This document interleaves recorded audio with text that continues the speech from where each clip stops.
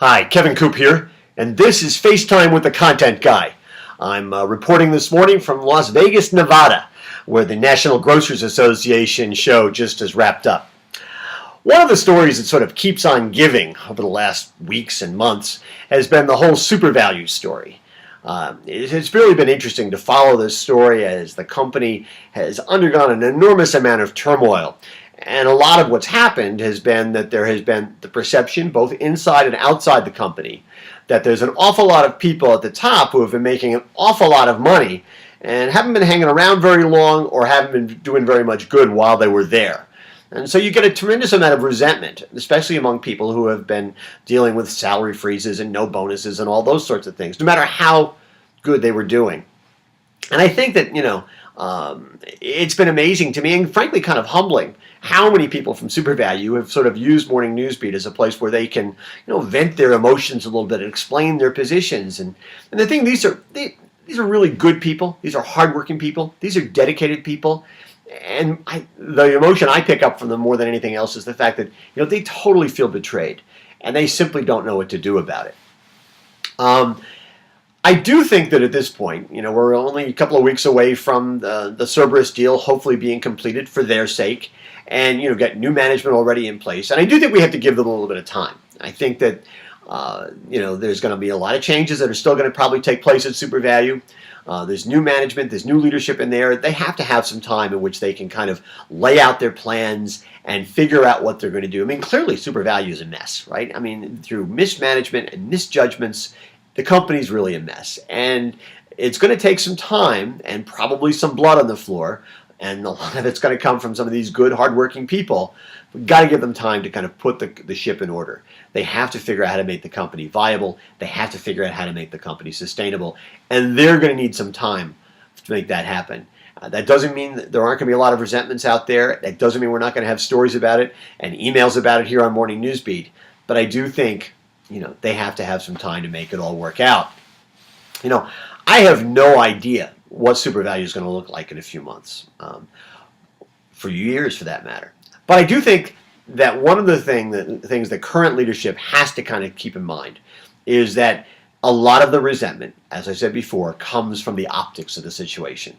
And so many people, or so few people actually, were getting so much money and not getting very much done. And there was a feeling that they were here and everybody else who was on the front lines getting the work done, they were down here. And never the twain shall meet. I think that's a real problem, but it's also an optics problem. How do you lead people who don't believe in you, who don't trust you, who think that you're in it for yourself and you don't have any of the same issues or problems that they have? It's very difficult, I think, to lead people that way. You've got to be relatable if you're going to lead, especially today, because technology makes it possible for everybody to know everything. So you've got to be relatable in some way, shape, or form. Now, I got to tell you, the big bucks, issue at SuperValu, it's not a SuperValu issue. It's an American issue. There are an awful lot of companies out there where people are being paid way too much money, much too much bonuses. Their perks are way out of line in terms of what they're achieving. I think that's an American problem. That's where we are today. I really have a lot of respect for people like Jim Sinegal and Steve Jobs, who got most of their compensation in terms of how the stock did. And then they didn't spend their time kind of goose the stock. They actually tried to create companies that were sustainable, that were viable, that had long-term value. I mean, Sinegal used to make the stock market nuts because he wouldn't do things specifically to goose the stock. He wouldn't raise margins. He wouldn't lower employee pay, because he wanted to do something bigger than what the stock market had in mind. I think that the culture of, the guy with the biggest salary, the biggest bonus wins, that culture has to change if companies are going to be led in an effective way into the future. Hey, listen, look at the story that ran here last week about Don Marsh.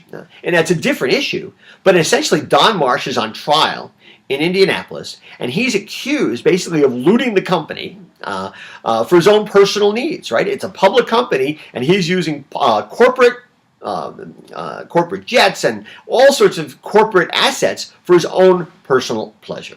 That's what he stands accused of. And you read the stories, and it doesn't sound like the accusations are very far from the mark.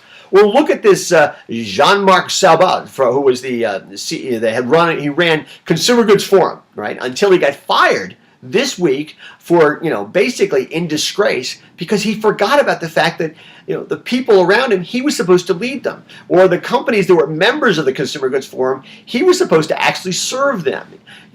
Service leadership is tremendously important. And if leaders forget that, I think they're going to find themselves between a rock and a hard place. I don't think that kind of leadership is sustainable anymore. I just don't think it's possible. I think leaders, real leaders, have to understand that they have to be right on the facts and they have to be right on the optics. They can't be in a position where they are so separate from the people on the front lines, the people who are getting the work done, that they don't seem to be in touch with the people who are working for them, with their customers, and with the worlds they're supposed to be serving. Anyway, that's what's on my mind this Thursday morning. And as always, I want to hear what's on your mind.